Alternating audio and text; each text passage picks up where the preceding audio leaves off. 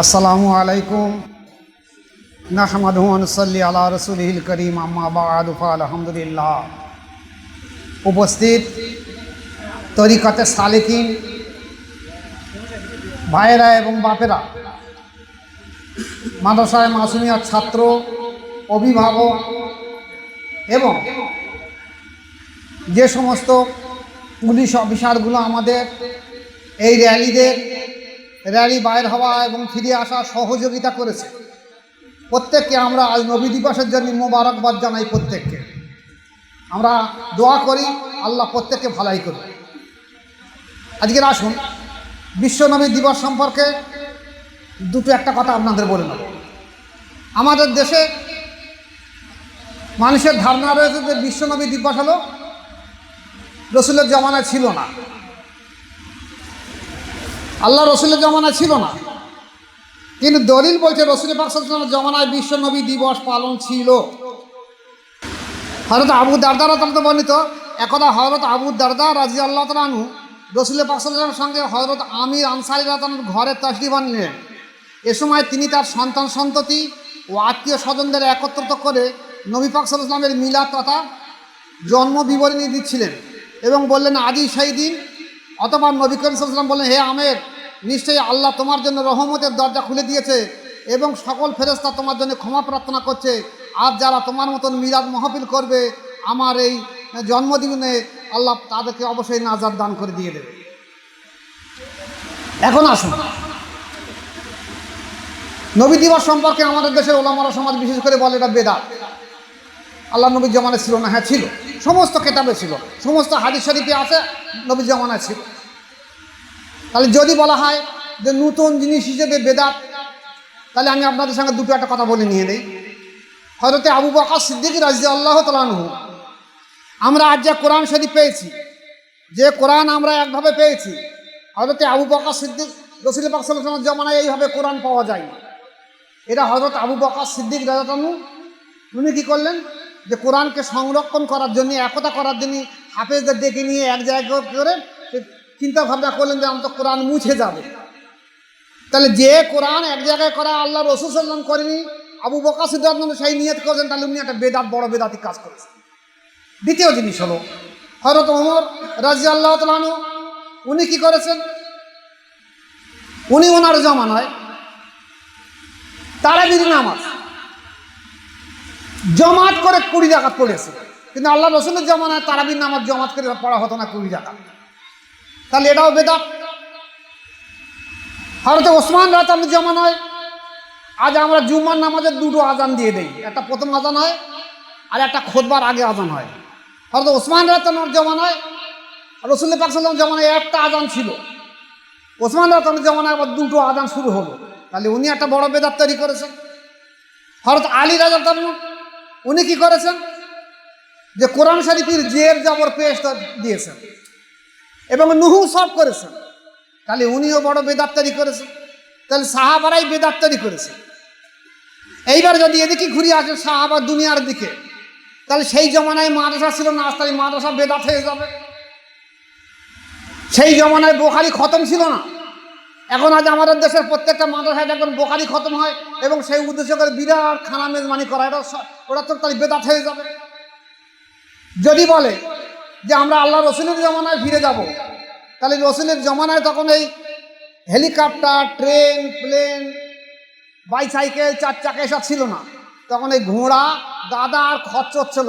আর যদি একটা আলেম মানুষকে আমি বলি এই কাঁটালিয়া থেকে একটা গাদার পিঠে চড়ে আসে ঘটপুকুর যেতে হবে আর ঘটপুকুর থেকে ফিরে আসতে হবে, ও জীবনের কাছে যাবে না, ওর থেকে লজ্জা লাগবে তার। অত সে জমানায় মানুষ তাই ছিল। যুগের সঙ্গে সঙ্গে সংস্কার হয়েছে, এই জন্য এগুলো বেদাত নয়। তাই বেদাতে, এগুলো বেদাতে হাসানা যেগুলো, সেগুলো করতেই হবে। এই যে জুলুস, আল্লাহ রসুল সাল্লাল্লাহু আলাইহি ওয়াসাল্লামের জামানায় যখন মক্কা থেকে মদিনায় উনি হিজরত করে চলে গেছিলেন, তখন মদিনার মানুষ আনাচে কানাচে গাছের ডালে উঠে, 2তলায় 1তলায় উঠে দব বেদাচ্ছেন, আনন্দ করছে, ইয়া রাসূলুল্লাহ, ইয়া হাবিবাল্লাহ, মক্কা থেকে মদিনায় এসে আনন্দ করছে সারা মহিলা, বাচ্চা কাচ্চা সবাই। আর সেই জুলুস মুছে গেছে, ওয়াহাবি ফিতনায় মুছে গিয়েছে। আল্লাহ যদি চায় আবার 10 বছরের মধ্যে এই জুলুস আবার সারা ভারত কেন বিশ্ব জুড়ে আবার তৈরি হয়ে যাবে। আর একটা কথা আপনাদের সামনে বলবো, বেশি সময় দেবো না, আপনারা প্রত্যেকে চেষ্টা করবেন জুলুস তৈরি করার জন্য। যে আমাদের দেশের আলেমুল আমাদের একটা ধারণা রয়েছে যে রসুল পাক সাল্লাল্লাহু আলাইহি ওয়াসাল্লামের মা এবং আব্বা ইমানদার ছিল কিনা, ইমানদার ছিল কিনা। আল বেদায়ার নেহায়া, আল বেদায়ার নেহা কেতাবে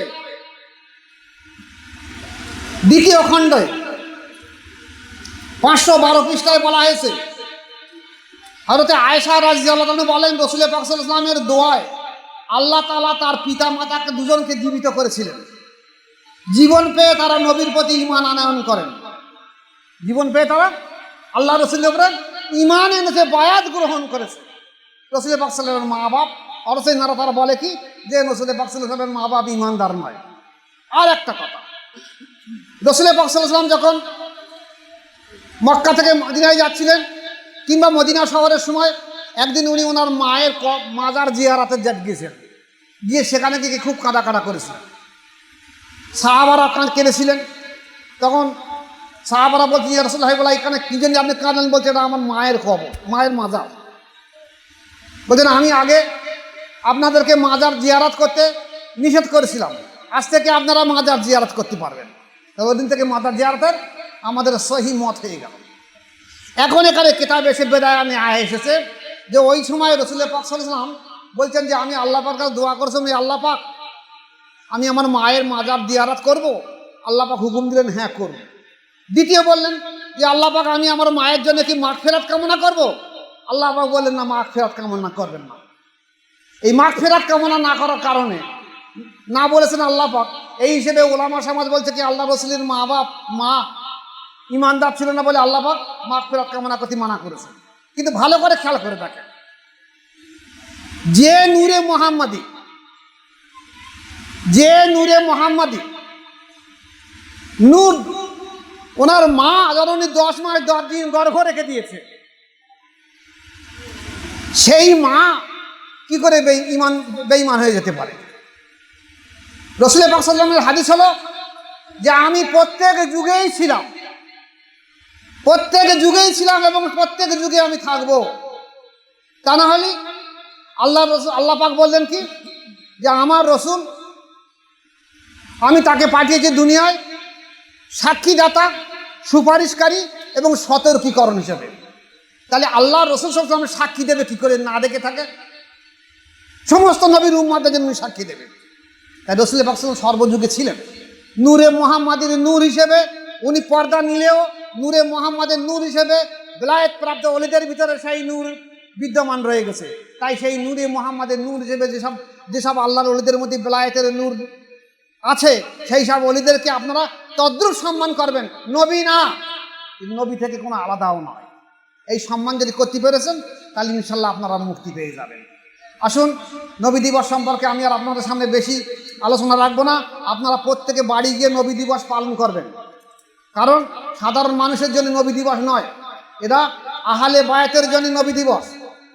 যেখানে বড় পীর আব্দুল কাদের জিলানী রহমাতুল্লাহ আলাইহি ওনার সিদরুল আসরার কেতাবের মধ্যে একটা জায়গায় দিয়ে সিদরুল আসরার বড় পীর সাহেবের কেতাবে দিয়েছে যে হাদিস দিয়েছে যে ব্যক্তি এলমে মারেফাত শিক্ষা করতে করতে মারা যায়, তার কবরে 2 জন ফেরেশতা থাকে, তারা তাকে কিয়ামত পর্যন্ত এলমে মারেফাত শিক্ষা দিতে থাকবে, যেন সে কিয়ামতের সময় আলেম, আশেক এবং আবেদ হয়ে ওঠে।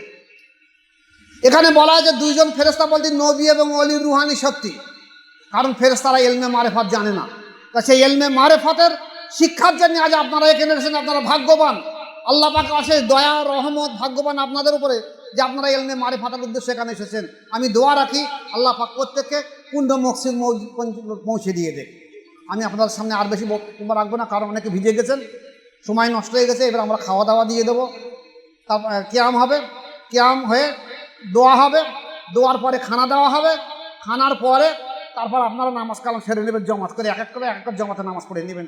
আগে আসুন, হাফেজ মনিরুল সাহেব আছেন কি? হাফেজ মনিরুল সাহেব আসো, এদিকে আসো।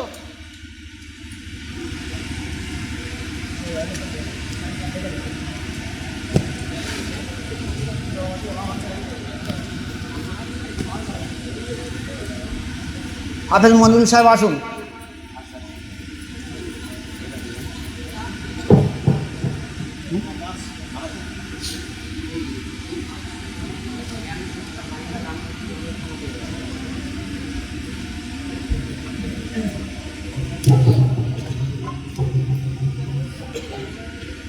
क्या शुरू करो उठे दाঁড়ান क्या হবে या नबी सलामुन अलैका या रसूल सलामुन अलैका या हबीब सलामुन अलैका सलावतुल्लाह अलैका या रसूलल्लाह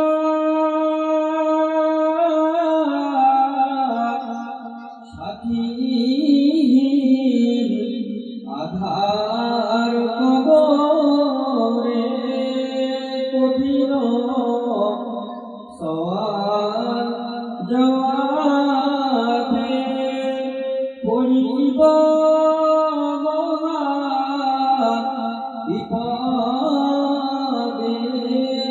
অগনবী তোমায় না या नबी सलामुन अलैका या रसूल सलामुन अलैका या हबीब सलामुन अलैका सलावतुल्लाह अलैका या হাবিবাল্লাহ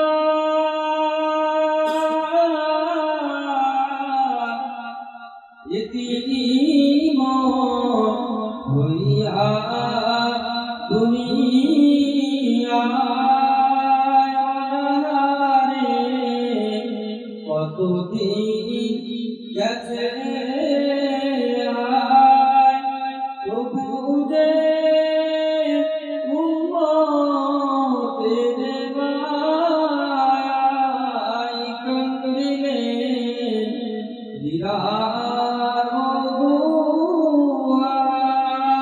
या नबी सलामुन अलैका या रसूल सलामुन अलैका या हबीब सलामुन अलैका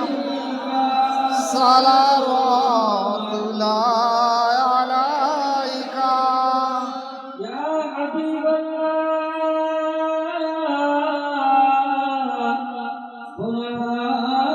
গুনাহগার উম্মত তোমার নবী গো দেখে করে জীবনের শুধু একটি বার পেতে চাই তোমার ওই দিদার या नबी सलामुन अलैका या रसूल सलामुन अलैका या हबीब सलामुन अलैका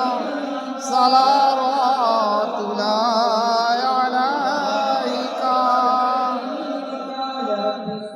बलगलुला बेकमालिही कशाफत जा बेजमालिही हसनतिर जमीयत सालिही सल्लु अलैहि वालिही बिस्मिल्लाह सह सूरा फातिहा एक बार सूरा इखलास 3 बार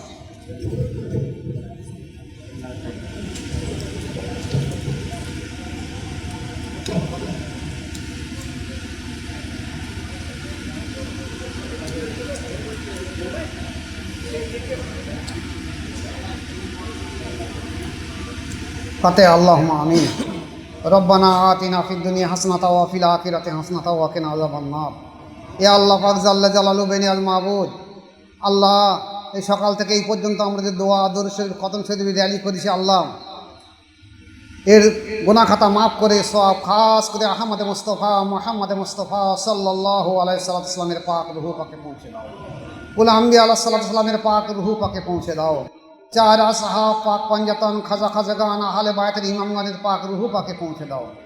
পীরে দস্তগীর মৌবে সুবহানি কুতুবে রব্বানি গৌসে সমদানি হযরত মহিউদ্দিন আব্দুল কাদের জিলানী কুদ্দুসা সির রুহু পাকে পৌঁছে দাও। হযরত খাজা মঈনুদ্দিন চিশতি গরিবি নওয়াজ আজমিরি সেনদিরি রহমতুল্লাহ রুহু পাকে পৌঁছে দাও। খাজা বাহাউদ্দিন নকশবন্দি মুশকিল কুশানি ইমাম বুখারী রহমতুল্লাহ রুহু পাকে পৌঁছে দাও। খাজা বাকি বিল্লাহ রহমতুল্লাহ রুহু পাকে পৌঁছে দাও। কাইমে জামান ইমামে রব্বানি মুজাদ্দিদ আল পেশানি আহমদ ফারুকি সরহিন রহমতুল্লাহ রুহু পাকে পৌঁছে দাও। কাইমে সানি খাজা মাসুম রহমতুল্লাহ রুহু পাকে পৌঁছে দাও। কাদরিয়া চিশতিয়া নকশবন্দিয়া মুজাদ্দিদিয়া চার তরিকার যত পীর ওলিয়া উলিয়া গৌস কুতুব যারা কবরে শুয়ে আছে প্রত্যেকের রুহু পাকে পৌঁছে দাও। হাজির ইয়াস আলী খান শাহজাহানপুরি রহমতুল্লাহ রুহু পাকে পৌঁছে দাও। বর ফকির আহমদ সরারফ আমিনুদ্দিন হাসনাবাদী রহমতুল্লাহ রুহু পাকে পৌঁছে দাও। শাহ সুফি হেকিম আব্দুল হাকিম রহমতুল্লাহ রুহু পাকে পৌঁছে দাও। শাহ সুফি জয়নুল আবিদিন মুজাদ্দিদি রহমতুল্লাহ রুহু পাকে পৌঁছে দাও। এ আল্লাহ, এনাদের সকলের নেক দোয়ায় হযরতে ওস্তাদেনা শাইখেনা মুর্শিদনা কেবলা রসুলা করে মাহবুদের কুল সব কুল মুসলিমার রুহু পাকে পৌঁছে দাও। খাস করে আমরা এখানে যারা উপস্থিত হয়েছি বা আজ উপস্থিত হতে পারেনি, আমাদের মা বাপ দাদা দাদি আল্লাহ আত্মীয় স্বজন, শ্বশুর কুলে শাশুড়ি কুলে পিতৃকুলে মাতৃকুলে, মাস্টার থেকে মগরে পর্যন্ত সমাল থেকে জুনুব পর্যন্ত যে যেখানে কবরে শুয়ে আছে প্রত্যেকের রুহু পাকে সব না পৌঁছে দাও। আল্লাহ তাদের কবরে আযাবের থেকে হেফাজত করে দাও। আল্লাহ দেশবাসী প্রতিবাহীদেরকে তুমি হেদায়েত করে দাও। যাদের হেদায়েত নসিব নেই তাদের তাবে করে দাও। আল্লাহ এই যে খাস মজলিসে যে যেভাবে সহযোগিতা করেছে, আল্লাহ তার ইখলাস অনুসারে তার নিয়ত অনুযায়ী তাকে কবুল করে নাও মাহবুব। পুলিশ প্রশাসনের যেভাবে সহযোগিতা করেছে আল্লাহ যদি তাদের নিয়ত খালেস থাকে, আল্লাহ তাদের সে খালেস নিয়তটাকে তুমি কবুল করে নাও মাহবুব। এ আল্লাহ, এ গফুর রহিম মাওলা, তোমার সম্মানিত মাসে সম্মানিত সময়ে আমরা গুলি কয়েক মানুষ তোমার কাছে হাত তুলেছে মাহবুব।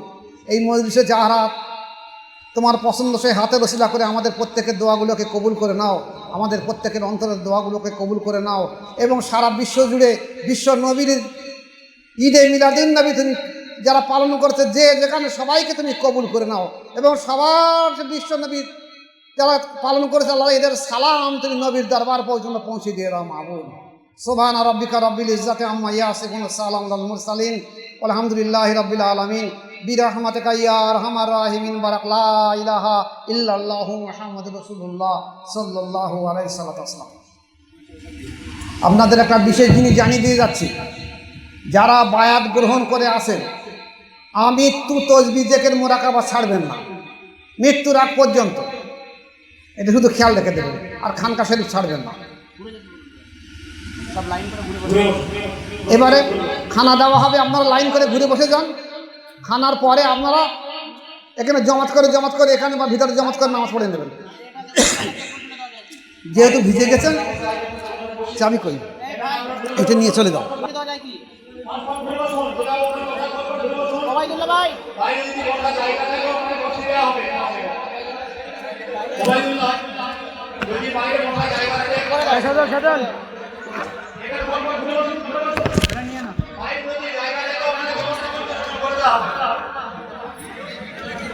বাইরে যদি কোনো জায়গা থাকে মনে দিন ওখানে খানা দেওয়া হবে ইনশাআল্লাহ।